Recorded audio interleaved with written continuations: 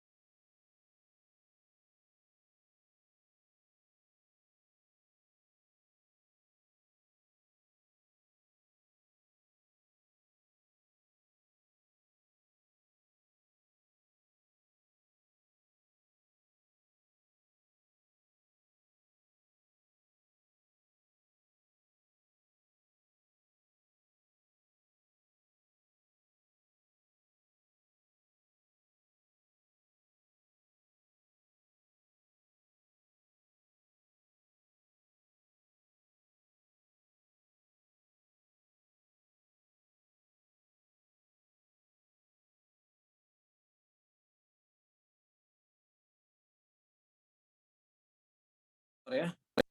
Baik, para hadirin dan hadirat rahimani wa rahimakum. Misalnya Al-Imam Al-Ismaili rahimahullah taala beliau berjalan dengan jalannya para imam ya terdahulu di dalam menetapkan sifat-sifat Allah Subhanahu wa taala. Di antara dalil yang menunjukkan di dalam awal kitab ini beliau menyebutkan tentang istiwanya Allah Subhanahu wa taala di atas arasy-Nya dan juga menyebutkan Allah Subhanahu wa taala memiliki tangan yang mana tangan dan istiwanya Allah Subhanahu wa taala di atas arasy-Nya sesuai dengan keagungan dan kebesaran Allah Rabbul Alamin, yang mana tangan dan istiwanya Allah tidak sama sekali dengan tangannya makhluk. Ya, sebagaimana telah kita singgung juga pada pertemuan yang lalu, Allah Subhanahu wa taala memiliki ilmu, ya, dan juga manusia memiliki ilmu, sama-sama memiliki ilmu. Namun ketika dinisbatkan ilmu tersebut kepada Allah, maka sesuai dengan keagungan dan kebesaran Allah Subhanahu wa taala.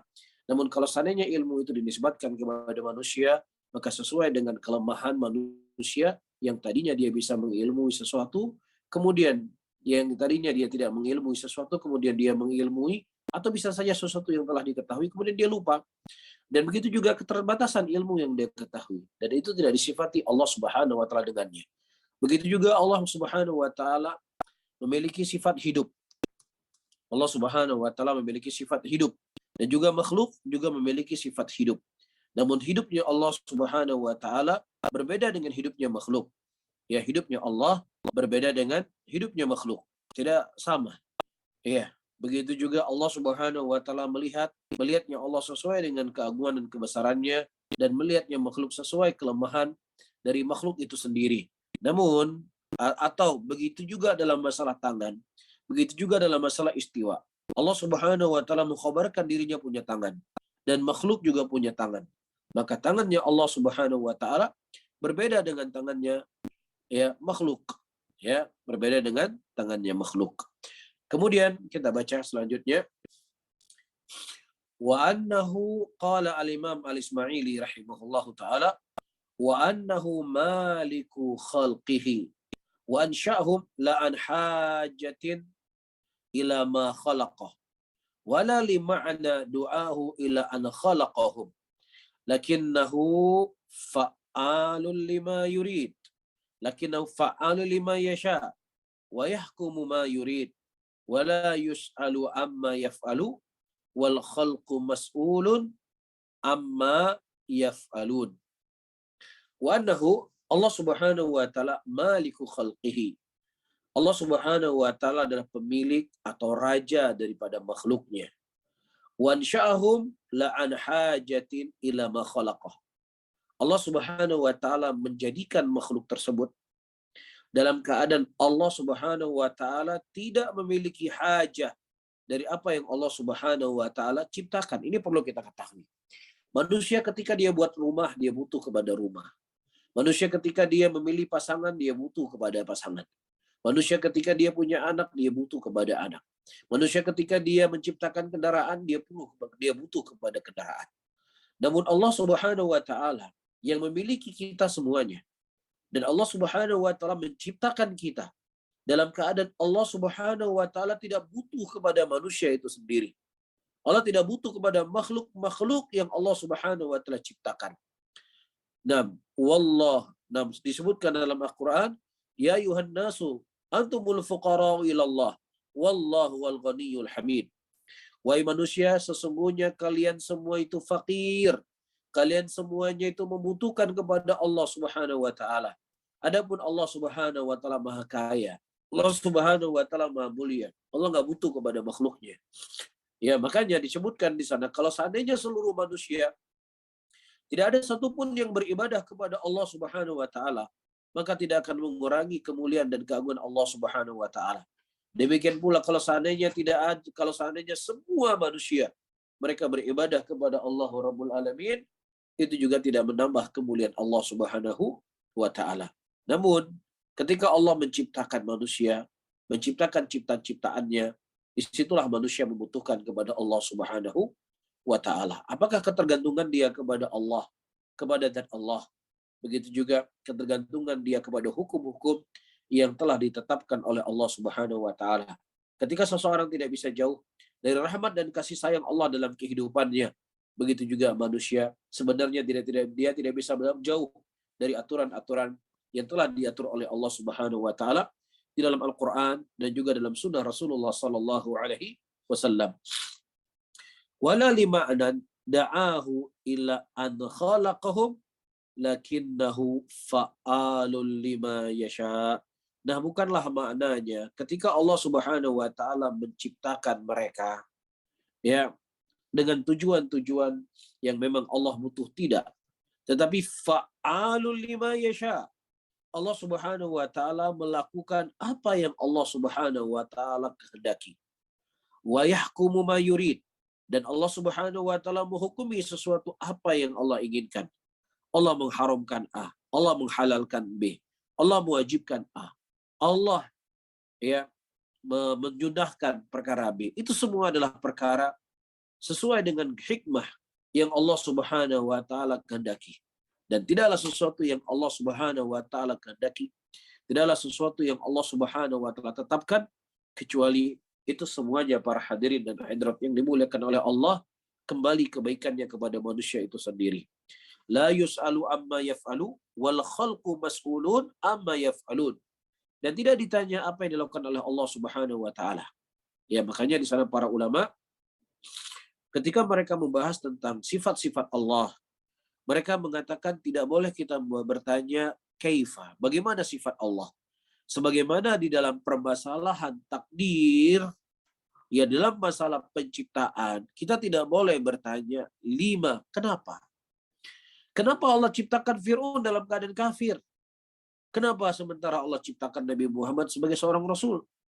Kenapa Allah Subhanahu wa Ta'ala menjadikan Abu Lahab ya sebagai musuhnya Rasul, sementara Allah menjadikan Abu Sufyan yang tadinya memusuhi Rasul, kemudian dia menjadi orang yang beriman kepada Rasul. Anda tidak punya hak bertanya dari apa yang Allah Subhanahu wa Ta'ala lakukan.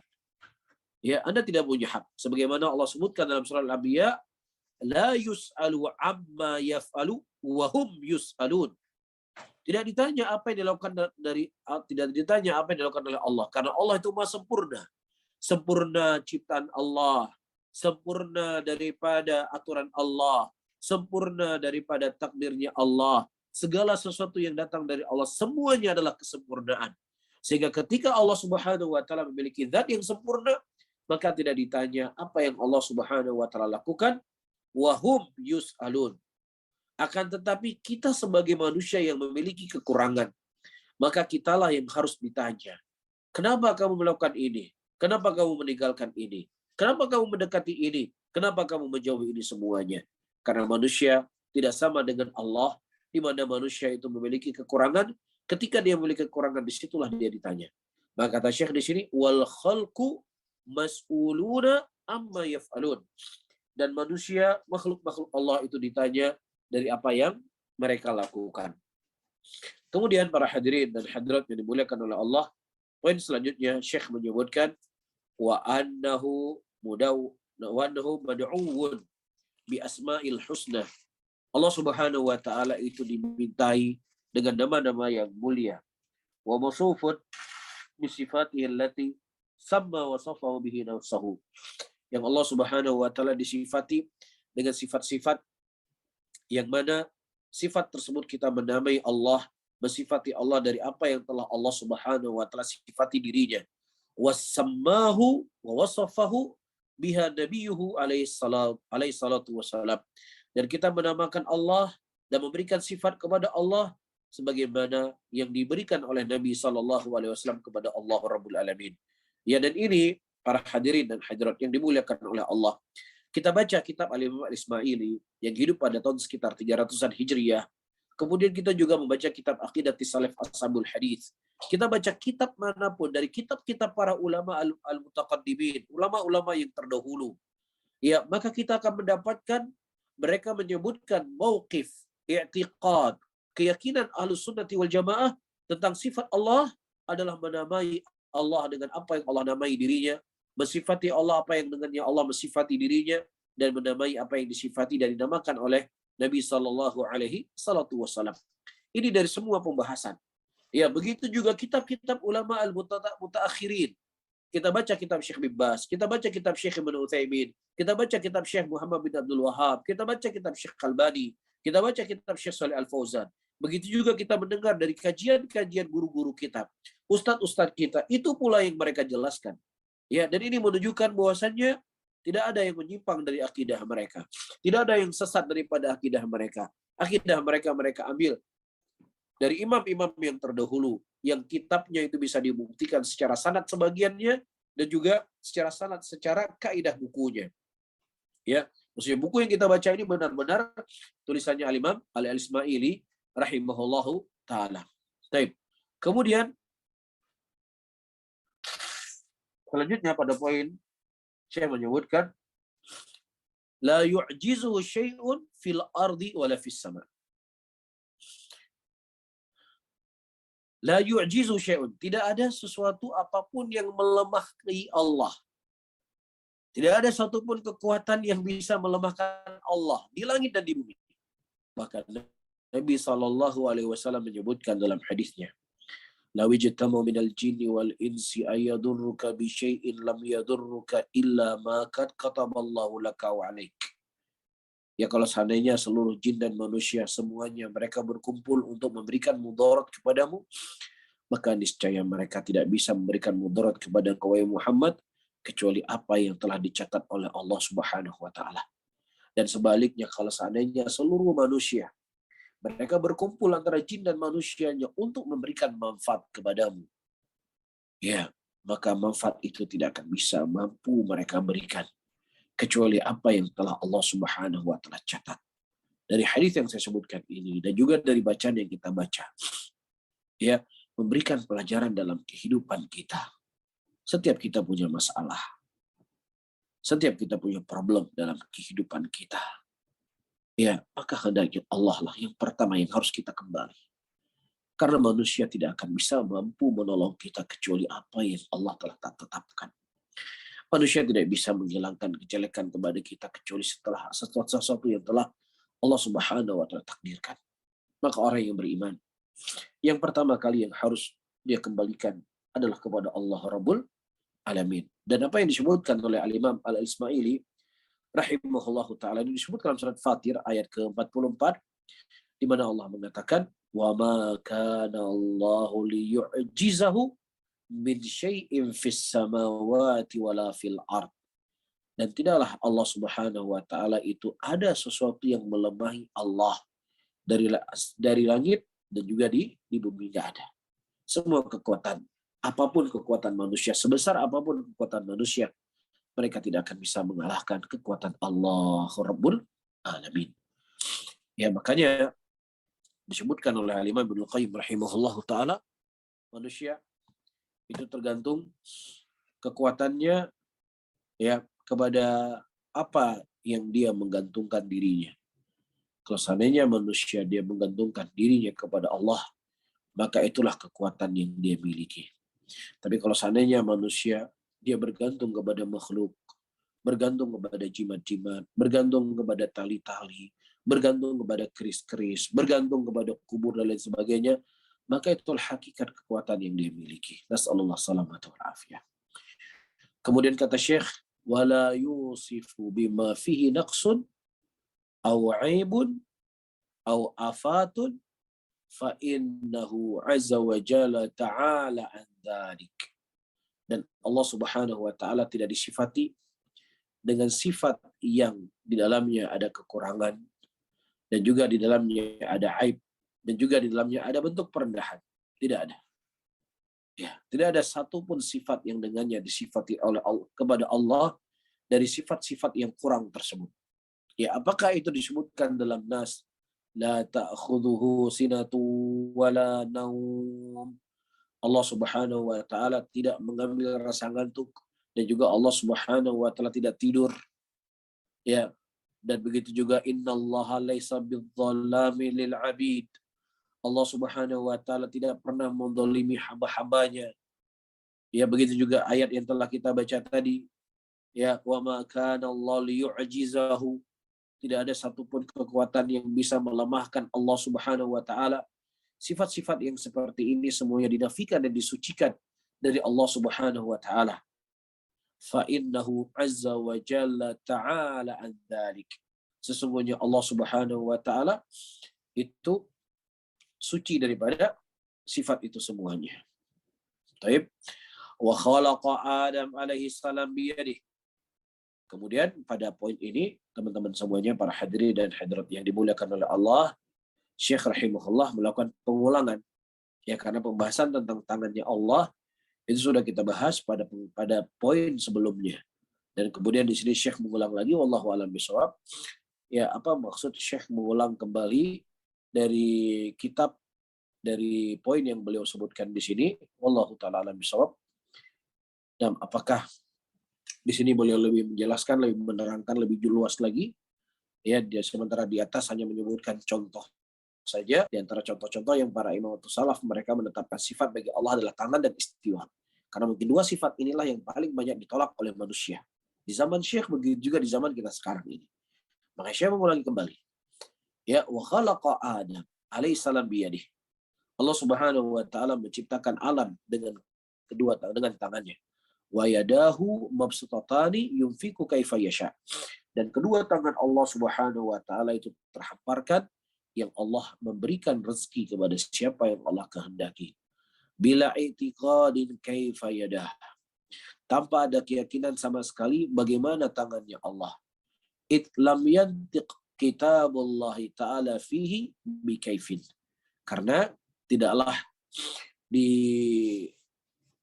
sebutkan yantik lam yantik, maksudnya tidak dibicarakan dalam kitab Allah bagaimana tangannya Allah. Jadi ketika Allah Subhanahu wa taala tidak menyebutkan kepada kita bagaimana tangannya, maka janganlah akal dan logika Anda menafsirkan dan melogikakan dan memalingkan dari apa yang tidak diinginkan oleh Allah Subhanahu wa taala. Maka ini merupakan sebuah kesalahan dan ini adalah sebuah kekeliruan. Maka kewajiban kita sebagai seorang muslim, kewajiban kita sebagai seorang muslimah, kewajiban kita sebagai orang yang mengaku cinta kepada Rasul, kita mengatakan aku mengimani apa yang Allah khabarkan dalam Al-Qur'an bahwasanya Allah punya tangan, bagaimana tangannya Allahu alam. Bagaimana tangannya Allah, Allahu alam. Allah yang lebih tahu bagaimana tangannya. Bisa difahami? Step. ولا يعتقد فيه الأعضاء والجوارح ولا الطول والعرض والغليظ ودقة وأنه هذا مما يكون مثل في الخلق فإنه ليس كمثل شيء تبارك وجه ربنا ذي الجلال والإكرام. Dan juga tidak meyakini Allah Subhanahu wa taala memiliki al-a'dha, Allah memiliki anggota-anggota tubuh, wal jawarih, dan juga dari bentuk-bentuk tubuh, wala tulu wal ard, Allah tidak memiliki tinggi dan juga tidak memiliki lebar. Tul tinggi, ard lebar. Wal ghalidhu wad diqatu, ya bentuk yang kasar dan bentuk yang halus. Dan yang semisal daripada hal yang seperti ini semuanya, maka Allah Subhanahu wa taala tidak disifati dengan sifat yang seperti ini. Ucapan Syekh di sini, teman-teman semuanya, para hadirin dan hadirat yang dimuliakan oleh Allah, menafikan dari al-a'dha, menafikan dari jawarih, ini sesuatu yang tidak ada nasnya dari Al-Quran dan nasnya dari sunnah Nabi SAW, yang juga tidak pernah ada ucapan para imatus salaf di dalam mereka menggunakan kalimat al-a'dha wal jawarih. Ya, cukup seseorang mengatakan Allah Subhanahu wa taala memiliki zat yang zatnya Allah Subhanahu wa taala berbeda dengan zatnya makhluk. Ya, nah, ketika kita disebutkan apakah Allah punya al-jawarih, apakah Allah punya al-a'dha, ya, pertama ini tidak pernah dibahas oleh para imam-imam kita terdahulu. Dan juga tidak ada dalil dalam Al-Quran dan Sunnah yang menyebutkan tentang masalah ini. Tetapi ini merupakan ucapan-ucapan ahlul bidah, ucapan-ucapan ahlul hawa yang ingin mengaburkan tentang akidah ini di kalangan umat Islam. Namun, di sana para ulama ketika orang-orang al-bidah mengatakan, wahai al-sunnah, apakah kalian menetapkan al-a'dha dan jawarih bagi Allah? Kita katakan bahwasanya Allah Subhanahu wa taala secara nas tidak menyebutkan tentang sifatnya itu memiliki a'dha dan memiliki jawarih. Ya, namun secara pengkhabaran perlu di sini untuk dirinci. Kalau seandainya diinginkan al-a'dha wal jawarih sebagaimana a'dha dan jawarihnya manusia, sebagaimana anggota tubuhnya manusia, yang mana manusia punya darah, punya urat-urat dan lain sebagainya, dan punya tangan dengan 5 jari seperti ini, maka Allah Subhanahu wa taala disucikan daripada sifat yang seperti ini. Tapi kalau seandainya disebutkan bahwasanya Allah Subhanahu wa taala memiliki al-a'dha wal jawarih, maksudnya Allah memiliki tangan sesuai dengan keagungan dan kebesaran Allah, maka kita katakan Allah punya tangan. Ketika dimaksudkan al-a'dha wal jawarih, Allah Subhanahu wa taala memiliki mata. Ya, dan kemudian kita katakan matanya sesuai dengan keagungan dan kebesaran Allah yang berbeda dengan matanya makhluk, maka kita katakan Allah Subhanahu wa taala memiliki mata. Namun, seperti yang kita sebutkan tadi, ketika kita membahas tentang al-a'dha wal jawarih, ini pembahasan yang tidak memiliki dalil dari Al-Quran dan Sunnah, maka kita tidak menggunakan istilah-istilah seperti ini, kita hanya menggunakan istilah-istilah yang demikian dengan maksud dan tujuan untuk ya mensucikan Allah Subhanahu wa taala dan untuk membantah ahlul bidah ketika mereka melazimkan, ketika kita mengatakan Allah punya tangan, Allah beristiwa di atas arasy, mereka melazimkan kita mengatakan kamu mengatakan Allah punya jawarih. Kamu melazimkan Allah punya al-a'dha. Kamu melazimkan Allah punya atul. Kamu melazimkan Allah punya al-ardu. Maka kita jawab seperti jawaban yang telah kita jawab tadi. Ya, kalau seandainya kamu inginkan al-a'dha wal jawarih tersebut, Allah memiliki tangan, Allah memiliki mata, sebagaimana Allah khabarkan dalam Al-Quran, yang sesuai dengan keagungan dan kebesaran yang berbeda dengan makhluknya, maka kita katakan Allah memiliki a'dha wal jawarih dengan makna ini. Tapi walaupun adapun sifat, apakah Allah disifati dengan sifat a'dha wal jawarih, ini tidak ada pembahasannya dalam Al-Quran dan Sunnah, dan juga tidak datang tidak datang penyebutannya dari para imam salaf tentang permasalahan ini. Bisa difahami teman-teman semuanya? Taib. Kemudian wa nahwu hadza mimma yakunu mithlu fil khalq fa innahu laysa kamitsli syai' tabaraka wajhu rabbina til jalali wal ikram. Dan yang semisal dengan sifat-sifat ini semuanya mimma yakunu mithluhu fil khalq, yang itu menjadikan semisal dengan sifat makhluk, maka Allah Subhanahu wa taala tidak serupa dengan makhluknya. Maha suci Allah Subhanahu wa taala ya dari, dan juga Allah memiliki kemuliaan dan keagungan yang tentunya tidak sama dengan sifat-sifat makhluknya. Taib. Bisa difahami ya masalah yang sedang kita bahas ini? Taib. Kemudian teman-teman semuanya, para hadirin dan hadirat yang dimuliakan oleh Allah, di sini ada faidah yang disebutkan oleh Syekhul Islam Ibnu Taimiyah rahimahullah. Saya baca, mungkin tidak ada di kitabnya teman-teman. Ini faidah saya ambil dari pembahasan kitab yang lainnya ketika membahas tentang firman Allah, laisa kamitsli syai' wa huwas samiul basir. Tidak ada yang sama dan serupa dengan Allah Subhanahu wa taala dalam keadaan Allah itu Maha mendengar dan Allah itu Maha melihat.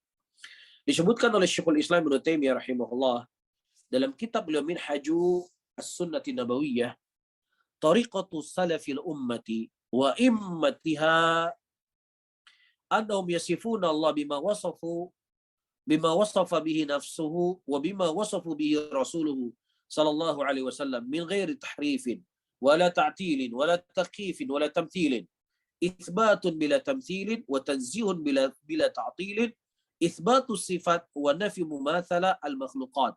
Qala Allah Ta'ala laisa kamitsli syai', fa hadza raddun 'alal mumattsilah was-sami'ul basir raddun 'alal mu'attilah. Perhatikan.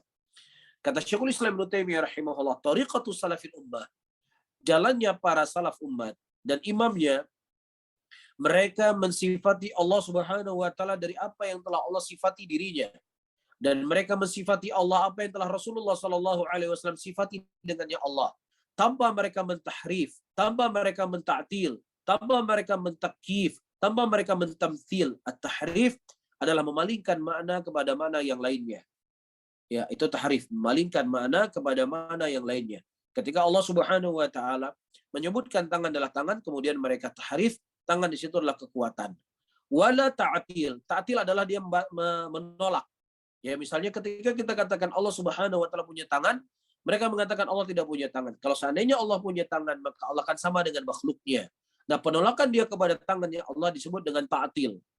Baik. Kemudian wala taqifin. Taqif adalah mensifati Allah Subhanahu wa taala dengan sifat-sifat tertentu yang sifat itu dia khayalkan dengan logika dan akalnya, yang tidak ada ya waqi'nya terjadi di lapangan. Itu namanya taqif. Adapun tamtsil, dia bagaimanakannya Allah Subhanahu wa taala dengan sesuatu yang ada kenyataannya. Allah sama dengan ini, Allah sama dengan ini, Allah sama dengan ini. Ada bentuk realnya. Itu namanya at-tamtsil. Kalau taqif, dia menyamakan Allah Subhanahu wa taala dengan sesuatu, dan sesuatu itu ada dalam benaknya, tidak bentuk realnya. Dan dua-duanya lah terlarang dan dua-duanya lah tercela. Ya, karena Allah Subhanahu wa taala telah mengatakan dalam ayatnya, laisa kamitslihi syai'. Itsbatu bila tamtsilin. Dan sunnah wal jamaah mereka menetapkan Allah Subhanahu wa taala dengan sifat-sifatnya, namun mereka tidak mempermisalkan. Mereka mengatakan Allah punya tangan sesuai dengan keagungan Allah. Wa tanzihun bila ta'til. Al-sunnah mereka mensucikan sifat Allah dalam keadaan mereka tidak menolak sifat. Adapun ahlul batil, adapun ahlul ahwa, mereka akan menolak sifat Allah Subhanahu wa taala. Baru setelahnya mereka sucikan. Ya, Allah punya tangan, mereka katakan Allah nggak punya tangan. Ya, ketika Allah kabarkan beristiwa, mereka katakan Allah tidak beristiwa. Itu namanya ta'til. Baik. Adapun Ahlussunnah, mereka mensucikan Allah tanpa ada menta'til. Mereka mengatakan Allah punya tangan, tangannya Allah sesuai dengan keagungan dan kebesaran Allah. Dan Allah Subhanahu wa taala menetapkan sifat-sifat, dan Allah Subhanahu wa taala menafikan yang semisal dengan makhluknya, dengan disucikan Allah dari itu semuanya. Sebagaimana ayat Allah mengatakan, laisa kamitslihi syai'. Tidak ada yang serupa dengan Allah. Ini merupakan bantahan kepada mumatsilah yang mereka ingin menyerupai Allah dengan makhluknya. Allah mengatakan tidak ada yang serupa dengan Allah.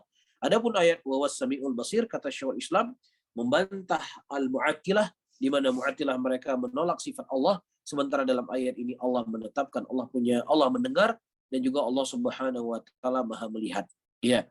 Nah, sekarang kita tanya sama mereka, apa bedanya antara sifat mendengar dengan sifat istiwa? Apa bedanya sifat al-basir dengan sifat iyad? Apa bedanya? Nah, kalau seandainya engkau mengatakan Allah Subhanahu wa taala mendengar dan makhluk mendengar, dan kemudian engkau menyimpulkan mendengarnya Allah Subhanahu wa taala berbeda dengan mendengarnya makhluk, kenapa engkau tidak mengatakan juga Allah Subhanahu wa taala punya tangan, tangannya Allah berbeda dengan tangannya makhluk? Ya, sebagaimana juga engkau mengatakan Allah Subhanahu wa taala Maha melihat, melihatnya Allah berbeda dengan melihatnya makhluk. Maka seharusnya juga engkau mengatakan bahwasanya istiwanya Allah, makhluk beristiwa, Allah juga beristiwa.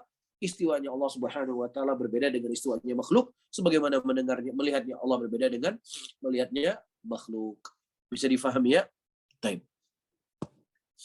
Kemudian para hadirin dan hadirat yang dimuliakan oleh Allah, kata Syekh selanjutnya, wala yaqulun inna asma Allahi ghairullahi kama yaquluhu mu'tazilatu wal khawariju wa tawaifu min ahlil ahwa. Ya, bahwasanya nama-nama Allah itu bukan Allah, sebagaimana yang disebutkan oleh orang-orang Mu'tazilah dan juga sebagaimana yang disampaikan oleh orang Khawarij dan juga kelompok-kelompok dari kalangan ahlul ahwa. Ya, di sini disebutkan oleh Syekh, maksud daripada keyakinannya mereka Mu'tazilah, maksud dari ucapan orang Khawarij dan ahlul bidah, inna asma Allah ghairullah, bahwasanya nama-nama Allah itu adalah sesuatu yang bukan Allah. Nah, ini sesuatu yang memang kita mendengarnya kita bingung. Ya, kita mendengarnya kita bingung. Ya, karena mereka menggunakan logika dan akal mereka untuk menolak sifat-sifat Allah. Ya, menolak nama-nama Allah Subhanahu wa taala. Dan disebutkan oleh Syekh di sini, mas'alatul ismi wal musamma. Hal wahwa, ya, ketika sesuatu dinamakan dengannya, apakah dia adalah yang dinamakan tersebut atau dia adalah sesuatu yang lainnya? Minal muhdatsatil lati lam tu'raf fi ahdil salaf al-awail. Sesuatu yang memang tidak pernah dikenal oleh para imatum salaf sebelumnya. Sesuatu yang dengannya dinamakan dia adalah dia. Allah Subhanahu wa taala menamakan dirinya adalah Al-Alim. Allah menamakan dirinya adalah Zat yang Maha mengetahui. Ya, maka dengannya kita mengatakan Allah mengetahui segala sesuatu yang ada di langit dan apa yang ada di bumi. Allah Subhanahu wa taala mengetahui apa yang ada dalam hatimu. Dan juga Allah Subhanahu wa taala mengetahui apa yang nampak darimu. Ya, namun orang-orang al-bidah dari kalangan Khawarij dan Mu'tazilah menggunakan istilah-istilah yang tentunya tujuannya adalah ingin memberikan fitnah di tengah-tengah umat Islam. Ya. Bahkan ini terbantah dengan apa yang Allah Subhanahu wa taala sebutkan dalam Al-Qur'an, "Qul ud'ullaha aw ud'ur rahman ayyamma tad'u falahul asmaul husna." Katakanlah, "Ud'u Allah," engkau memanggil nama Allah atau engkau memanggil Ar-Rahman, maka apa saja nama-nama yang kau serukan, maka engkau sedang menyerukan Zat yang memiliki nama-nama yang indah. Ya, karena menurut mereka, kalau seandainya Allah Subhanahu wa taala memiliki nama lebih dari satu, maka Allah akan berbilang jumlahnya. Kalau Allah Subhanahu wa taala memiliki sifat lebih dari satu, maka Allah Subhanahu wa taala akan berbilang jumlahnya. Ini sesuatu yang nggak masuk akal. Ini adalah kebodohan dan kedunguan. Ya, justru ketika sesuatu itu memiliki kemuliaan, dia akan memiliki sifat-sifat yang mulia, dia memiliki sifat-sifat yang banyak. Ya, apalagi Allah Rabbul Alamin memiliki daripada zat yang sempurna. Maka dari nama-nama Allah Subhanahu wa taala itu menunjukkan di dalamnya sifat yang konsekuensi dari nama-nama tersebut. Allah Alim, Allah itu Basir, Allah itu segalanya. Dari sifat-sifat tersebut menunjukkan akan sifat yang mengandung dari nama tadi. Jelas ya? Baik. Kemudian para hadirin dan hadirat yang dimuliakan oleh Allah, poin selanjutnya kata Syekh, wa yuthbituna anna lahu wajhan wa sam'an wa basaran wa ilman wa qudratan wa quwwatan wa izzatan wa kalaman la ala ma yaqulu ahlu zayghi min al-mu'tazila wa ghairihim, lakin qala Allah tabaraka wa ta'ala wa yabqa wajhu rabbik wa qala anzalahu bi'ilmihi wa qala wa la yuhituna bi syai'in min ilmihi illa bima syaa wa qala falillahil 'izzatu jami'a wa qala was samaa'u banaynaha bi aidin wa qala awalam yarau annallaha alladzi khalaqahum huwa asyaddu minhum quwwah wa qala innallaha huwa ar-razzaqu dzul quwwatil matin wa yuthbituna anna lahu wajhan. Ahlussunnati wal jamaah ahlul hadits, mereka menetapkan bagi Allah Subhanahu wa taala wajah. Mereka menetapkan bagi Allah itu pendengaran. Mereka menetapkan bagi Allah itu penglihatan. Mereka menetapkan bagi Allah itu ilmu. Mereka menetapkan bagi Allah itu qudrah. Dan mereka menetapkan Allah itu punya kekuatan. Mereka menetapkan Allah memiliki kemuliaan. Mereka menetapkan Allah Subhanahu wa taala berbicara. La lama yaqulu ahlu zaik, tidak seperti yang diucapkan oleh ahlu zaik dari kalangan Mu'tazilah dan selain dari mereka. Sebagaimana kita ketahui teman-teman semuanya, orang-orang Jahmiyah, supaya lebih jelas apa yang ingin disampaikan oleh Syekh, orang Jahmiyah mereka tidak menetapkan nama dan sifat bagi Allah. Allah tidak punya nama dan Allah tidak punya sifat. Mereka hanya menetapkan adanya Allah. Karena menurut mereka, kalau seandainya saya menetapkan nama bagi Allah, dan saya menetapkan sifat bagi Allah, lazimnya menurut kaidah batilnya mereka, Allah itu akan berbilang. Allah itu akan banyak jumlahnya. Allah itu akan sama dengan makhluknya. Maka jelas ini merupakan sebuah kekeliruan, sebuah kebatilan, sebuah kesesatan. Ya, adapun orang Mu'tazilah, mereka menetapkan nama-nama bagi Allah dan mereka tidak menetapkan sifat bagi Allah Subhanahu wa taala. Ya, karena menurut mereka, kalau saya tetapkan sifat bagi Allah sama dengan keyakinan Jahmiyah, Allah Subhanahu wa taala akan berbilang. Ya, maka ini semuanya terbantah dengan firman Allah Subhanahu wa taala yang Allah memperkenalkan sendiri dirinya dalam Al-Qur'an. Wa yabqa wajhu rabbik, dan tersisa wajah Rabbmu. Allah yang menetapkan wajah pada dirinya. Kemudian bagaimana engkau mengatakan Allah tidak punya wajah? Apakah engkau pernah melihat Allah nggak punya wajah? Ataukah ada Allah khabarkan kepada engkau bahwasanya dirinya tidak punya wajah? Ataukah Nabi Muhammad SAW mendatangi engkau dan kemudian mengatakan Allah tidak punya wajah? Hah? Kalau seandainya itu semuanya tidak pernah Anda dapatkan dan tidak mungkin Anda dapatkan, karena yang hanya didatangi oleh Allah melalui wahyu-wahyunya hanya para nabi dan para rasul. Yang didatangkan kepada nabi dan rasul, apa yang terbaca di sini? Wa yabqa wajhu rabbik, dan tersisa wajahnya Rabbmu. Wa qala anzalahu bi'ilmih, Allah Subhanahu wa taala turunkan dengan ilmunya, dan Allah mengatakan wala yuhituna bi syai'in min ilmihi illa bima syaa. Tidak ada sesuatu apapun yang meliputi ilmunya Allah kecuali siapa yang Allah kehendaki.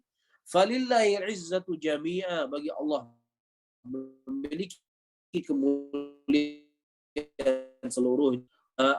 Dan langit-langit tersebut kami bangun dengan tangan kami. Awalam yarau, tidak terlihat bahwasanya Allah Subhanahu wa taala akan mereka dum quwwah, yang mana dia Allah lebih memiliki kekuatan dibandingkan mereka. Innallaha huwar razzaqu dzul quwwatil matin. Allah Subhanahu wa taala dialah Razzaq, dia zat yang memberikan rezeki, dan Allah Subhanahu wa taala memiliki kekuatan yang sangat kuat. Di sini Allah sebutkan tentang sifat-sifat dirinya. Jelas? Ya. Allah menyebutkan tidak hanya satu sifat. Allah menyebutkan sekian banyak sifat. Ya, dan itu semuanya kembali kepada Allah Subhanahu wa taala. Ya, terbantahlah keyakinan orang-orang sesat dari kalangan Mu'tazilah. Kemudian para hadirin dan hadirat, pembahasan kita ini ya masih dalam pembahasan penyebutan tentang sifat-sifat Allah. Ya, penyebutan tentang nama-nama Allah yang mana orang-orang Mu'tazilah mengingkarinya. Baik.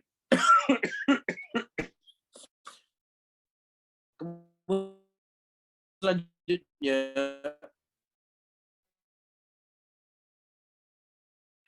para hadirin dan hadirin, fahuwa ta'ala dzu ilmi, subhanahu wa ta'ala adalah zat wal qudrati was sam'i wal basri wal kalam, seperti yang sudah kita sebutkan di atas. sebagaimana Allah mengatakan litusna'a ala aini. Apa artinya? Dan supaya kamu diasuh di bawah pengawasanku. Litus alayya wasna fulka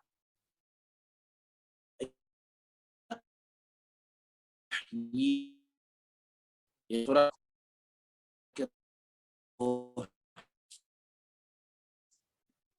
menyebutkan bi'ayunin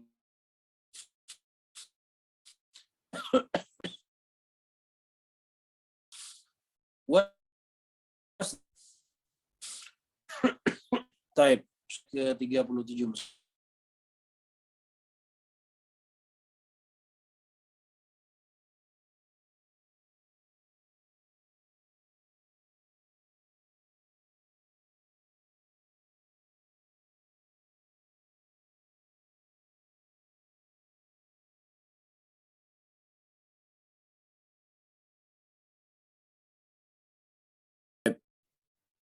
Arahin dan hadirat ayat ke-30 mengatakan wasna bi ayuhina, dan buatlah wahyu kami. Syahidnya apa? Syahidnya adalah bi ayunina, dengan pandangan kami, dengan pengawasan kami. Wa qala hatta yasma'u ya kalam Allah, sampai mereka mendengar ucapan Allah. Dan juga Allah mengatakan wa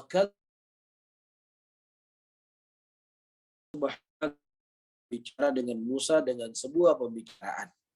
Ini dalil menunjukkan bahwasanya Allah berbicara, ya mereka tidak menetapkan sifat bagi Allah Subhanahu wa taala secara keseluruhannya. Allah mengatakan innama amruna li syai'in idza aradnahu an naqula lahu kun fayakun. Hanya saja perintah kami terhadap sesuatu, apabila kami menginginkan sesuatu tersebut, maka kami akan mengatakan kun fayakun. Jadi, maka jadilah. Baik. Wallahu taala a'lamu bishawab. Para hadirin dan hadirat, mungkin ini yang bisa saya sampaikan pada kajian kita di sore hari ini atau malam hari ini, dan insya Allah akan kita sampaikan atau kita lanjutkan pada pertemuan yang akan datang. Dan dari waktu yang tersisa, ya kita akan menjawab beberapa pertanyaan, tentunya sebatas kemampuan yang saya ketahui, dan saya tidak dibebani oleh Allah Subhanahu wa taala apa yang saya tidak ketahui. Dan kesimpulan dari apa yang kita sebutkan tadi, yang kita baca dari ucapan Imam Al-Ismaili, membantah orang-orang Jahmiyah, orang-orang Mu'tazilah yang mereka punya keyakinan Allah tidak punya nama, Allah tidak punya sifat.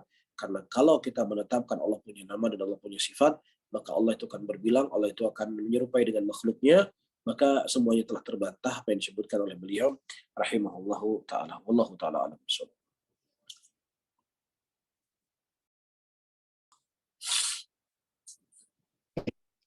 Jazakallah khairan Ustaz atas penyampaiannya, semoga bermanfaat untuk kita semuanya. Barakallahu fiik Ustaz, dan juga para hadirin dan hadirat.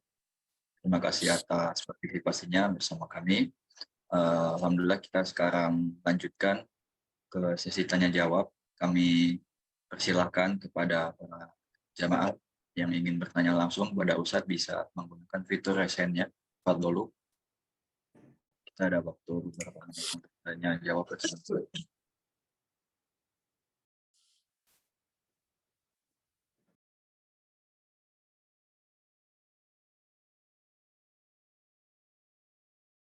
Belum ada yang ingin tanya sepertinya, dan belum ada pula yang masuk di pertanyaan via chat. Kita menunggu sebentar lagi mungkin. Baik, boleh kita tunggu. Atau pelajaran atau pembahasannya agak terlalu atau gimana? Ya. Atau boleh dilanjut sedikit. Taib. Insyaallah. Kita lanjut ya.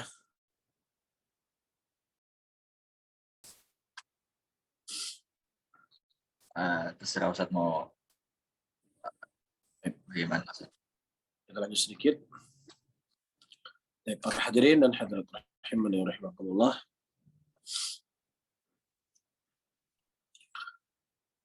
Taib disebutkan di sini yaquluna ma yaqulul muslimun bi asrihim ma sya'allahu kan wa ma lam yasha' lam yakun. Kama qala Allah Ta'ala wa ma tasha'una illa ay yasha' Allah. Wa yaquluna la sabila li ahadin ay yakhruja an ilmillah wa la ayaghlaba fi'luhu wa iradatu bimasyiatillah wala ayyubaddila al ilmallah fa innahul alimu la yajhalu wa la yashu wal qadir wa la yughlabu. Nah, perhatikan. Wa yaqulun ma yaqul muslimun, dan mereka al hadis mengucapkan apa yang diucapkan oleh muslimun tentang apa? Biasri masya Allah kan. Wa man lam yasha' la yakun. Apa yang diinginkan oleh Allah Subhanahu wa taala itu terjadi, dan apa yang tidak diinginkan oleh Allah Subhanahu wa taala itu tidak akan pernah terjadi. Allah mengatakan wa ma tasha'una illa ay yasha' Allah. Dan apa yang Allah Subhanahu wa taala inginkan dan apa yang kalian inginkan, maka sesungguhnya keinginan Allah Subhanahu wa taala di atas keinginannya kalian. Nah, dalam pembahasan masyiah, teman-teman semuanya, para hadirin dan hadirat, para ulama, mereka membagi masyiah itu dibagi menjadi dua. Yang pertama, ada yang namanya iradatul kauniyah, ada yang namanya iradatul syar'iyah. Iradatul kauniyah, di mana hal yang diinginkan oleh Allah Subhanahu wa taala, ya, yang itu pasti terjadi. Ya, bisa saja Allah Subhanahu wa taala menginginkannya, atau bisa saja Allah mencintainya, atau bisa saja Allah Subhanahu wa taala tidak mencintainya. Itu yang namanya iradatul kauniyah. Segala sesuatu yang terjadi di muka bumi ini, ya, yang itu bisa dicintai oleh Allah dan bisa tidak dicintai oleh Allah. Apa misalnya sesuatu yang dicintai oleh Allah dan terjadi di muka bumi ini? Adanya Nabi Muhammad SAW, adanya Ka'bah, adanya para sahabat Nabi SAW, adanya para ulama. Allah jadikan mereka ada di muka bumi ini, dan Allah mencintai mereka. Ya, nah begitu juga ada sesuatu yang Allah Subhanahu wa taala jadikan di muka bumi ini, tetapi Allah tidak mencintainya. Adanya Abu Lahab, adanya Abu Jahal, adanya Fir'aun, adanya Namrud, ya, adanya kuffar, adanya munafiqin, adanya Yahudi, adanya Nasrani. Ya, sesuatu yang itu Allah Subhanahu wa taala tetapkan, sesuatu yang Allah Subhanahu wa taala ciptakan, tetapi Allah Subhanahu wa taala tidak mencintainya. Itu namanya iradatu al-kauniyah. Adapun iradatu syar'iyah, segala sesuatu yang dicintai oleh Allah Subhanahu wa taala, dan sesuatu itu bisa terjadi dan bisa tidak terjadi. Ya, saya ulangi, iradatu syar'iyah adalah segala sesuatu keinginan Allah Subhanahu wa taala yang keinginan itu dicintai oleh Allah, dan itu bisa terjadi dan bisa tidak terjadi. Dan tidak terjadi bukan berarti Allah Subhanahu wa taala tidak mampu untuk menjadikannya. Akan tetapi hikmah yang diinginkan oleh Allah Subhanahu wa taala, sebagaimana kaidah yang telah kita sebutkan tadi, la yus'alu amma yaf'alu. Tidak ditanya apa yang dilakukan oleh Allah Subhanahu wa taala, tetapi kitalah yang ditanya oleh Allah Subhanahu wa taala apa yang kita lakukan. Jelas ya, dan insyaallah dalam masalah iradah ini Syekh menyebutkan ayat dalam Al-Qur'an, wa ma tasyauna illa ayyasha Allah. Dan apa yang kalian inginkan, maka tentunya keinginan Allah Subhanahu wa taala itu lebih di depan. Ini adalah bantahan kepada orang-orang Al-Qadari, kepada orang-orang Jabariyah, di mana orang-orang Jabariyah mereka mengatakan Allah Subhanahu wa taala tidak memberikan keinginan kepada manusia. Allah tidak memberikan pilihan kepada manusia. Manusia itu dipaksa. Ya, kalau seandainya dia menjadi seorang pelacur, dia dipaksa menjadi pelacur. Kalau dia sebagai pencuri, dia dipaksa menjadi orang pencuri. Maka ini terbantah semuanya. Bantahannya adalah wa ma tasyaun. Dan apa yang kalian inginkan menunjukkan bahwasanya manusia diberikan keinginan oleh Allah Subhanahu wa taala. Manusia diberikan iradah oleh Allah. Manusia diberikan pilihan oleh Allah Subhanahu wa taala. Namun illa ayyasha Allah. Segala sesuatunya itu adalah di bawah kehendaknya Allah. Bagaimanapun keinginan manusia, Allah tidak berkehendak maka tidak akan terjadi. Dan kalimat illa ayyasha Allah di sini bantahan kepada kelompok Al-Qadariyah yang mana Qadariyah mereka mengatakan bahwasanya Allah tidak punya keinginan, segala sesuatu yang terjadi di muka bumi ini semua adalah keinginan manusia, tidak ada di situ campur tangannya Allah, dan terbantah dengan ayat illa ayyasha Allah. Itu semuanya adalah kehendaknya Allah Subhanahu wa taala. Wallahu taala bishawab. Dan insyaallah panjangnya atau lengkapnya insyaallah kita bahas masalah masyahid, tambahannya pada pengajian selanjutnya. Wallahu a'lam bishawab. Baik, assalamualaikum. Jazakallah khairan. Di sini kita sudah memiliki penanya yang sudah angkat tangan. Kita persilakan kepada Bapak Tarmizi untuk bisa bertanya kepada Ustadz. Silakan Bapak. Baik, assalamualaikum warahmatullahi wabarakatuh, Pak Ustadz. Waalaikumsalam warahmatullahi wabarakatuh. Terima kasih, host. Semoga kita diberi taufik oleh Allah Subhanahu wa taala terus menerus, dan kepada Pak Ustadz diberi kesehatan oleh Allah Subhanahu wa taala. Pak mau menanyakan ini mungkin fenomena yang sebentar lagi akan terjadi di tengah masyarakat kita. Apakah ada dalil yang terkait dengan Allah itu akan merubah nasib kita di nisfu Sya'ban? Karena yang sering kami lihat bahwa di malam nisfu Sya'ban itu berkumpul umat Islam, kemudian ya sama-sama membaca Yasin dan Dzikir dan lain-lain. Nah, kemudian tuh kami lihat bukan sebagian, mungkin hampir semua jamaahnya ini membawa air, kemudian diletakkan di depan katakanlah pemimpin zikir. Nah, kemudian mungkin ditiup atau apa. Nah, kemudian air itu mereka bawa untuk mereka minum dengan berharap dosa mereka yang setahun sebelumnya dihapuskan, atau mungkin ada perubahan nasib seperti itu mungkin yang kami dengar. Mungkin mohon nasihatnya kepada kami, apakah ini ada dalilnya atau bagaimana yang sebenarnya hal ini. Demikian, jazakallah khairan, barakallahu fikum. Assalamualaikum warahmatullahi wabarakatuh. Alhamdulillah. Ini siapa? Bang Tirmidzi di Aceh atau di mana? Di Jakarta, cuman saya Aceh. Oh ya, taib, masya Allah. Ya, soalnya dari mana tulis Al-Aci. Taib, Dhaif Rahman, para hadirin dan hadirat yang dimuliakan oleh Allah.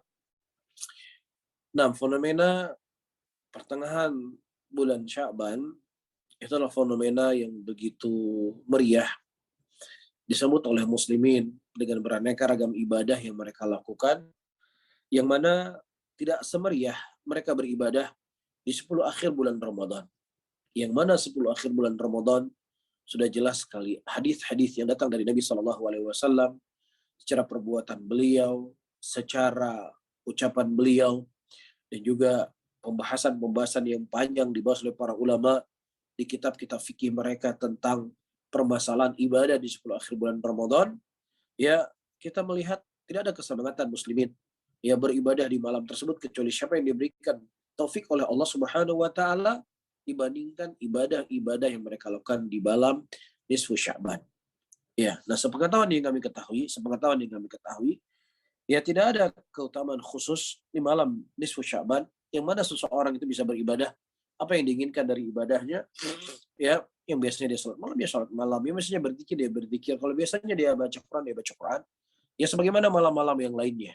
Karena ya beribadah dan mengkhususkan ibadah di malam-malam tersebut, dan apalagi ada keyakinan yang seperti disebutkan tadi, jelas ini adalah menyelisih dari apa yang kita ketahui dari Nabi kita Muhammad sallallahu alaihi wasallam, dan disebutkan di dalam kitab Al-I'tisam, yaitu kitab muwafaqat miliknya Syatibi rahimahullahu taala, asal muasal terjadinya ihya menghidupkan malam nisfu Sya'ban pada waktu itu di Baitul Maqdis atau di sebuah masjid, saya lupa nama masjidnya, Disebut oleh beliau di situ ada seorang laki-laki yang dia sholat malam seperti kondisi dan keadaan lain malam-malam yang lainnya dia sholat malam. Ya, dan kebetulan dia Masya Allah memiliki suara yang sangat indah, suara yang sangat merdu. Dan tiba-tiba orang-orang mengikuti sholat di belakangnya. Selesai dia sholat, dia lihat masjid itu sudah penuh. Ya, dia lihat masjid sudah penuh. Ya, dan kemudian orang-orang yang mereka tidak punya tidak punya usul dalam dia beragama, ya akhirnya dia menganggap, oh berarti malam ini adalah malam yang harus dihidupkan. Malam ini adalah malam yang perlu untuk diibadahi dan yang semisalnya. Maka kemudian para hadirin dan hadirat yang dimuliakan oleh Allah Subhanahu wa taala dihidupkanlah sampai hari ini. Yaitu di antara sejarah yang disebutkan oleh Imam Syatibi. Dan kalau seandainya misalnya proteslah kepada Imam Syatibi rahimahullah taala sebagaimana beliau menceritakan dalam kitab beliau ini. Kemudian yang selanjutnya, para hadirin dan hadirat yang dimuliakan oleh Allah, dalam pembahasan air yang ditiup, tidak ada masalah. Seseorang misalnya dia meniup air dengan bacaan Al-Fatihah, dia ruqyah dengan bacaan-bacaan, tidak dia minum, tidak ada masalah. Ya karena ini ruqyah yang dibenarkan. Cuman yang jadi masalahnya adalah ketika dia mengkhususkan di malam nisfu Sya'ban. Ya, atau yang kedua dia mengkhususkan kepada mulut-mulut tertentu, orang-orang tertentu. Padahal ya dia bisa membaca karena kekuatannya bukan kekuatan mulut fulan dan mulut alan, tapi kekuatannya adalah kekuatan bacaan Al-Quran. Anda bisa membaca sendiri, baca Qul Huwallahu Al-Fatihah dari air yang Anda minum kemudian tidak ada hal yang membuat Anda repot, tidak ada hal yang Anda harus melakukan pada safar, Anda harus membeli dan lain sebagainya. Tinggal Anda mengambil air, kemudian Anda baca air tersebut dengan Al-Fatihah dan lain sebagainya, maka itu sudah mencukupi tanpa mengkhususkan orang-orang tertentu yang harus membaca bacaan tersebut. Wallahu a'lam bishawab. Assalamualaikum jazakallahu khairan Ustaz atas jawabannya. Kita lanjutkan ke pertanyaan yang masuk pada kami via chat. Kami bacakan pertanyaan dari hamba Allah. Penanya berkata, Assalamualaikum warahmatullahi wabarakatuh. Afwan izin bertanya Ustadz, mohon nasihatnya Ustadz. Anak-anak usia 3,5 tahun. Tadi siang anak-anak bertanya pada anak, kenapa Allah marah kalau adik lari-lari di masjid? Kan kata Umi Allah itu baik. Nah, kemudian dia juga mulai berimajinasi tentang Allah. Mohon nasihatnya dari Ustadz, bagaimana untuk mengenalkan Allah dengan tepat sambil menanamkan nilai-nilai tauhid kepadanya. Jazakallahu khairan wa barakallahu fikum. Nah, tentunya para hadirin dan hadirat, kita memperkenalkan Allah Subhanahu wa taala kepada anak-anak sebagaimana Allah Subhanahu wa taala telah memperkenalkan dirinya dalam Al-Qur'an. Ya, sehingga tidak Al-Quran itu adalah berlaku untuk anak, berlaku untuk orang dewasa, dan berlaku kepada seluruh manusia sebagai petunjuk untuk mereka. Namun, ya metodenya kita tidak terlalu meluas, tidak boleh ditarif, tidak boleh ditakif, dan lain sebagainya. Jadi tentunya akan membuat dia bingung. Tapi kita mengatakan Allah Subhanahu wa taala itu ada.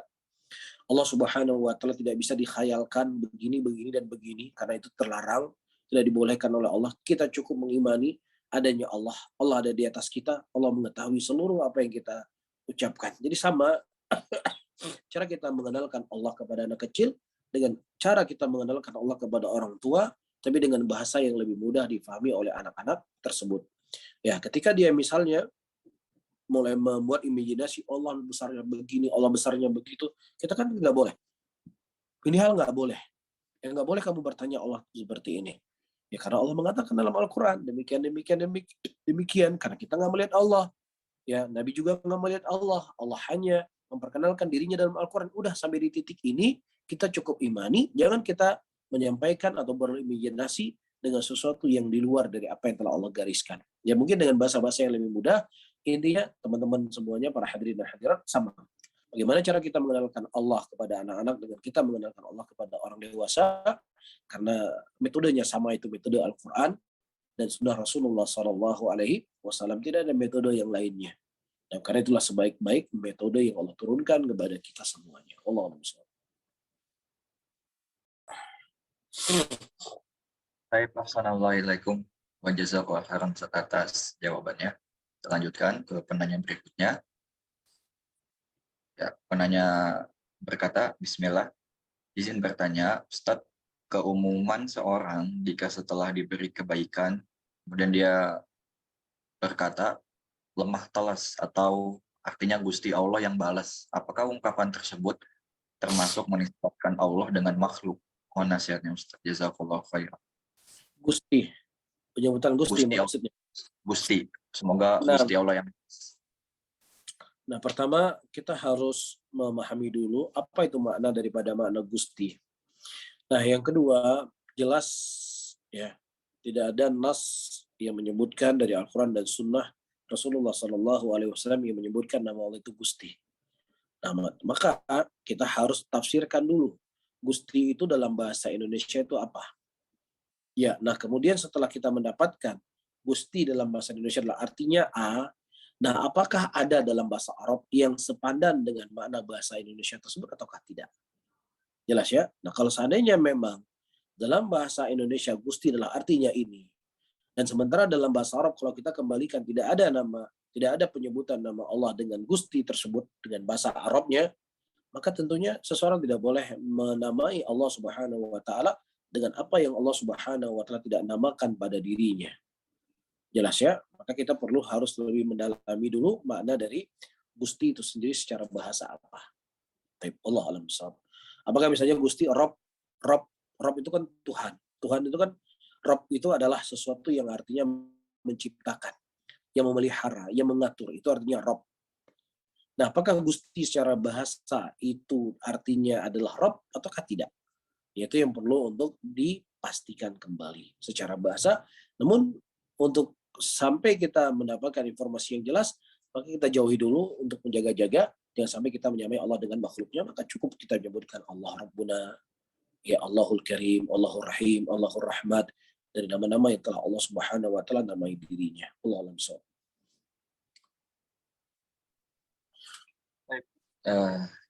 Assalamualaikum warahmatullahi wabarakatuh atas jawabannya. Kami persilakan kembali kepada jamaah yang ingin tanya langsung pada Ustadz.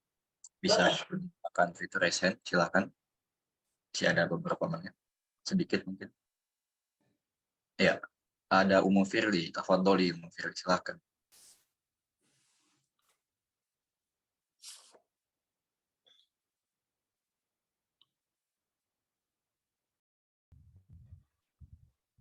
Ya, assalamualaikum Ustadz.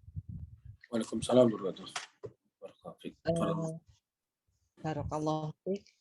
Tadi Ustadz menyampaikan, mungkin saya kurang begitu memahami karena Ustadz agak cepat. Oh, masalah. Masya Allah. Ya, afwan Ustadz. Mohon ini Ustadz, Allah memiliki sifat qudrah dan irodah. Ya, mungkin ada dua perbedaan di antara keduanya itu Ustadz. Mohon pencerahannya seperti itu. Barakallahu fiik, jazakallahu khairan. Baik, para hadirin dan hadirat rahimani rahimakumullah. Tadi kita menyebutkan bahwasanya Allah Subhanahu wa taala memiliki dua iradah. Ya. Iradatul syar'iyyah wal iradah kauniyah. Apa itu iradatul kauniyah? Ya. Iradatul kauniyah adalah segala sesuatu yang diinginkan oleh Allah Subhanahu wa taala di muka bumi ini atau sesuatu yang tidak diinginkan oleh Allah dan dia itu terjadi. Ya. Itu namanya iradatul al-kauniyah. Adapun iradatul syar'iyyah adalah segala sesuatu yang dicintai oleh Allah Subhanahu wa taala yang itu bisa terjadi dan itu bisa tidak terjadi. Baik, Allah Subhanahu wa taala menginginkan agar Fir'aun itu beriman atau tidak. Secara iradah Allah menginginkan Fir'aun itu beriman. Tapi secara kenyataannya Fir'aun itu tidak beriman. Baik, jadi saya ulang kembali, iradatul kauniyah adalah segala sesuatu yang diinginkan oleh Allah Subhanahu wa taala di muka bumi ini yang itu pasti terjadi, bisa saja Allah mencintainya dan bisa saja Allah tidak mencintainya. Adapun iradatus syar'iyyah adalah segala sesuatu yang dicintai oleh Allah Subhanahu wa taala yang itu bisa terjadi dan juga bisa tidak terjadi. Itu perbedaan antara iradatul kauniyah dan iradatul syar'iyyah. Baik. Nah, kemudian yang lebih mengkerucutnya, apa perbedaan di antara qudroh dengan iradah? Itu yang ditanya ya. Baik. Iya. Nah, di sini disebutkan bahwasanya para hadirin dan hadirat yang dimuliakan oleh Allah, disebutkan oleh beberapa para ulama, perbedaan antara iradah dengan masyiah sebenarnya ya kembali kepada definisi yang saya sebutkan tadi. Ya, kembali kepada definisi yang saya sebutkan tadi, ada yang namanya iradah, ada yang namanya qudrah. Ya, kalau qudrah adalah segala sesuatu kemampuan yang Allah Subhanahu wa taala lakukan. Ya. Nah, kemudian kemampuan itu dibarengi dengan iradah. Ada sesuatu yang Allah cintai dan ada sesuatu yang Allah tidak cintai. Ketika kita membahas tentang apakah Allah mampu untuk menciptakan Nabi setelah Nabi Muhammad SAW, kita katakan secara qudrah Allah itu sangat mampu. Allah sangat mampu. Namun secara iradah, Allah Subhanahu wa taala telah menetapkan dalam iradahnya tidak ada nabi setelah Nabi Muhammad sallallahu alaihi wasallam. Baik, contoh selanjutnya. Secara qudrah, Allah Subhanahu wa taala mampu tidak menjadikan seluruh manusia di muka bumi ini taat kepada Allah Subhanahu wa taala.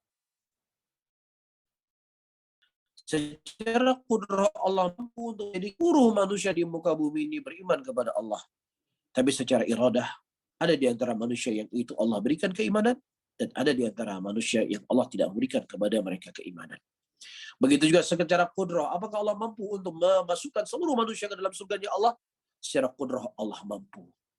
Ya, namun secara iradah Allah telah menetapkan ada manusia yang masuk surga dan ada manusia yang masuk ke dalam nerakanya Allah Subhanahu wa taala. Wallahu taala alam bisawab. Ya, saya teringat sekali dengan salah satu aliran sesat yang ada di Indonesia. Ya, mereka menggunakan logika dan menggunakan retorika yang mana mereka punya keyakinan bahwasanya Allah Subhanahu wa taala menunjukkan ada nabi setelah Nabi Muhammad. Mereka akan menggunakan logika-logika yang mereka bangun, opini-opini yang mereka bangun. Apakah kamu ragu bahwasanya Allah Subhanahu wa taala itu tidak mampu menciptakan nabi setelah Nabi Muhammad sallallahu alaihi wasallam? Ya, ini syubhat-syubhat yang tentunya sangat mudah termakan oleh orang-orang yang mereka tidak punya fondasi dalam agamanya. Ya, namun kalau kita mendalami ilmu agama, maka jawabannya seperti kita sebutkan tadi. Secara qudrah Allah mampu menciptakan nabi setelah Nabi Muhammad. Jangankan satu orang, jutaan orang, astagfirullah, jutaan nabi Allah mampu untuk menciptakannya. Tapi secara iradah syariah Allah telah menetapkan tidak ada nabi setelah Nabi Muhammad sallallahu alaihi wasallam. Wallahu a'lam. Ustadz, mungkin satu lagi boleh Ustadz? Nah, silakan. Tiga di antara satu ketika kita memohon kepada Allah dengan memakai nama Allah seperti itu, Asmaul Husna. Seperti halnya kalau kita memohon kesabaran atau memohon kasih sayang Allah seperti itu, ya Rauf, ya Rahim, ya Rauf, ya Rahim, seperti itu Ustadz ya. Apakah boleh Ustadz ketika kita artinya kita memohon kemudahan seperti itu? Asmaul Husna.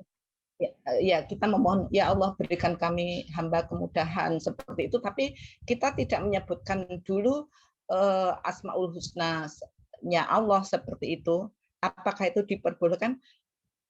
Dan untuk memohon kemudahan itu nama Allah itu yang dipakai yang mana ya Ustaz? Artinya ya sahla atau yang bagaimana itu? Mohon nasihat, barakallahu fiik, jazakallahu khairan. Baik, para hadirin dan hadirat rahimani wa rahimakumullah, secara ideal seseorang itu berdoa memanggil nama-nama Allah Subhanahu wa taala yang sesuai dengan hajat yang ingin dia bergantung dengannya. Ya, karena ini merupakan sebab-sebab di mana Allah Subhanahu wa taala akan mengijabahi doanya. Ya, ini yang pertama.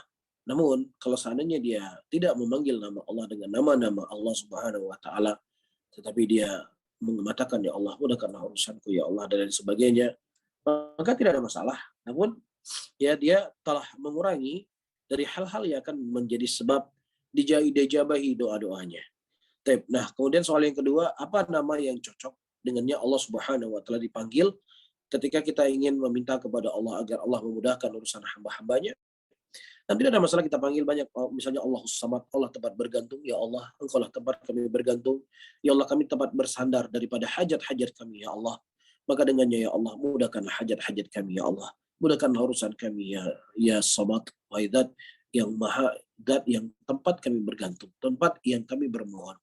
Maka tidak ada masalah kita memanggil nama-nama tersebut, ya karena memang Allah Subhanahu wa taala memiliki nama-nama yang sangat sangat luas. Nah, wallahu a'lam bishawab.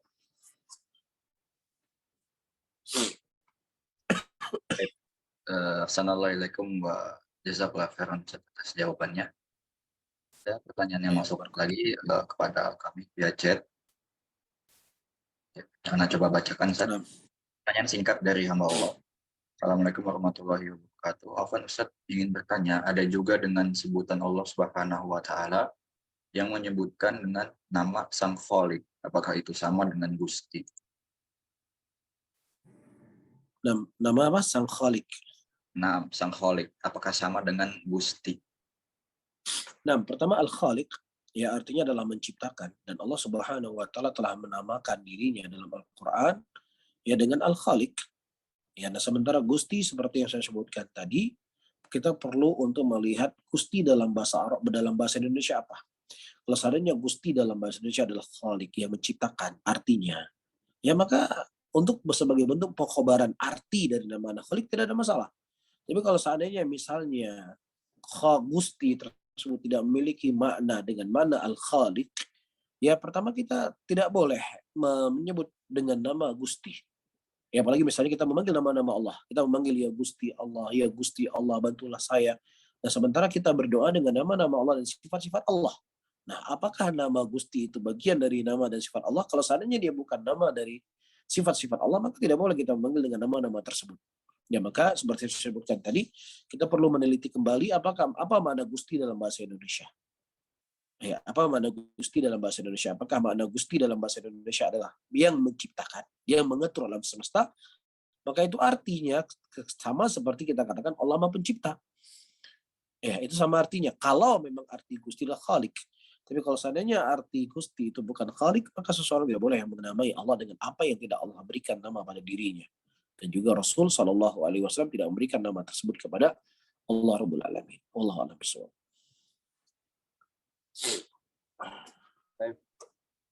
Assalamualaikum wa jazakallahu khairan atas jawabannya. Anda rasa cukup ini dari pertanyaan yang masuk sudah kita bacakan semua. Dari hadirin yang hadir juga mungkin sudah tidak ada yang ingin bertanya ya. Psikolog. Jadi Ana tutup dulu Ustaz ya. Baik, barakallahu fiik. Ada satu yang baru masuk nih Ustaz. Taib, insyaallah. Boleh Ustaz.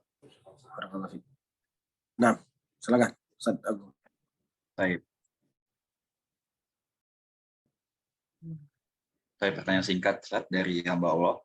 Assalamualaikum Ustaz, mohon penjelasannya tentang pemahaman sifat 50 bagi sifat-sifat Allah.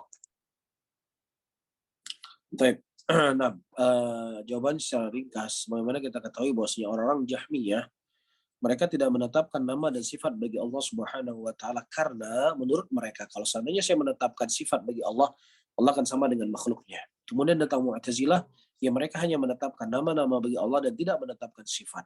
Ya, kemudian datang setelahnya orang-orang yang mereka menetapkan sebagian sifat dan menafikan sebagian sifat yang lainnya. Ada di antara mereka menetapkan sifat 7, ada di antara mereka menetapkan sifat 20, dan ada di antara mereka yang menetapkan sifat 50.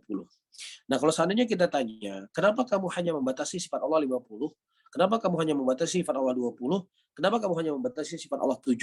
Maka mereka menjawab karena sifat-sifat itu sesuai dengan akal dan logika yang mana Allah tidak sama dengan makhluknya.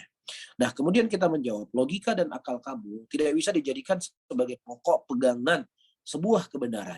Ya, sementara nas yang datang dari Nabi kita Muhammad SAW ketika beliau berdoa kepada Allah Subhanahu wa taala, ya Allah, aku berdoa dengan nama-namamu yang kau telah ajarkan kepadaku dan nama-nama yang berada di sisi ilmu ghaibmu.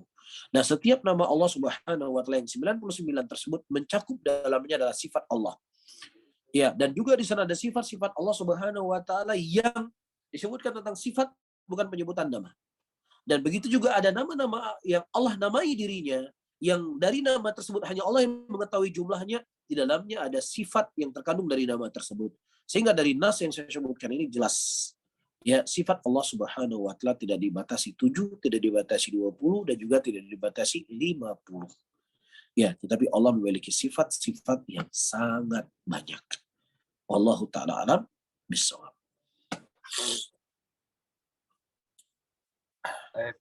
Assalamualaikum warahmatullahi wabarakatuh atas jawabannya.